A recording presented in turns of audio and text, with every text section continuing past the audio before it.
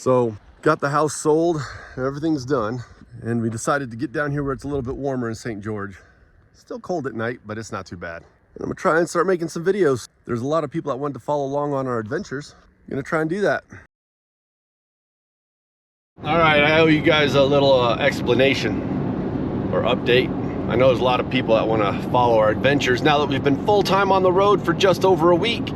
Why haven't I made any videos? Let's see, getting the house ready and getting out of the house was crazy.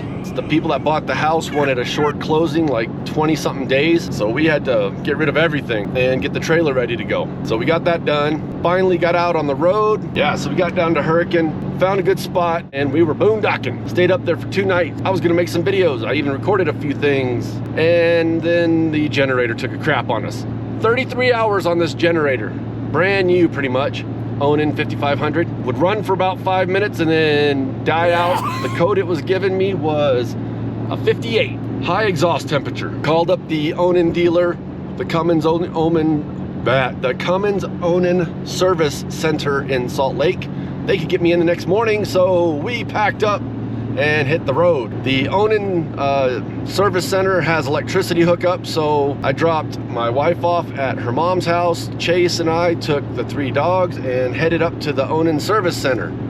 10 o'clock, 10:30 at night, we got hooked up to electricity, and then my dog started acting really crazy. One of them did. Her eyes were bugging out, her heart was racing, she was running, she didn't want to eat, she couldn't stop moving. I was wondering if maybe she got a pill or something that had fallen on the floor.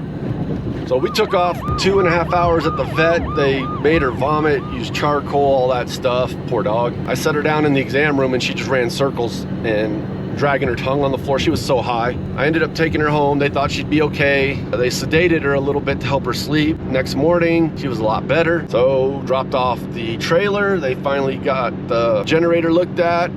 It was an ignition coil was bad. He said it was bad from the factory, but they couldn't get it fixed until after Thanksgiving. He would work on it that day. The next day was Thanksgiving, so we were kind of screwed. We got a full service or full hookup campground in Provo, Utah.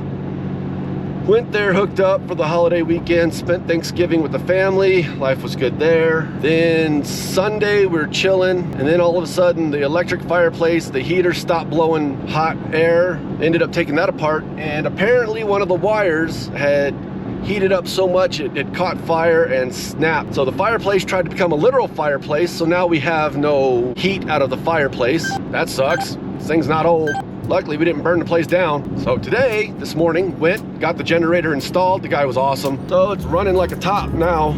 Let's hope it stays that way. We got out of town before the snow. It started to flurry on us, but we got out of town, headed to Mesquite, Nevada. We'll make it there tonight, hopefully, and then be there for a couple days just to hang out, relax. Beck's got to work. Then we are going to head to Quartzsite, Nevada and meet up with some friends. That's about the extent of it right now. Once we get in the rhythm of things and stop RVing wrong, we'll get some videos up there for you of our adventures. And so yeah, dog got high, generator broke, fireplace tried to burn down the trailer. Besides that, things are great.